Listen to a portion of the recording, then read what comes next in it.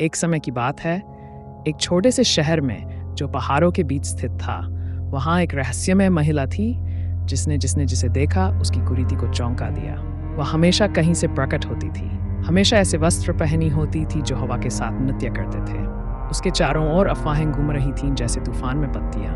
कुछ कहते थे कि वह एक खोई हुई राजकुमारी थी जो दूर के राज्य से आश्रय ढूंढ रही थी। कुछ अन्य बुलवाते थे कि वह एक शक्तिशाली जादूगर थी जिसकी शक्तित्व पर नियंत्रण करने की क्षमता थी। लेकिन किसी को उस रहस्यमय हिला के पीछे छिपी सच्चाई का पता नहीं था जो उसके हर कदम के चारों ओर घूमती थी। चर्चा और डर उसके चारों ओर घूमते रहे, लेकिन रहस्यमय महिला में कुछ नकाबिल इत्माद, कुछ अविरल था।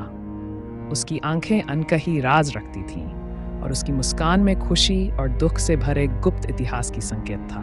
लोग उसकी ओर खींचे जाने से बच नहीं सकते थे, भले ही वे अपनी दूरी बनाए रखते थे, उसके शांत रूप के चारों ओर घूमते रहने के बावजूद। जैसे मौसम बदलता गया और वर्षों बीत गए, रहस्यमय महिला शहर में एक स्थिर मौजूदगी बनी रही। जीवनों के उन्होंने देखे जाने वाले चारों ओर घूमते रहे।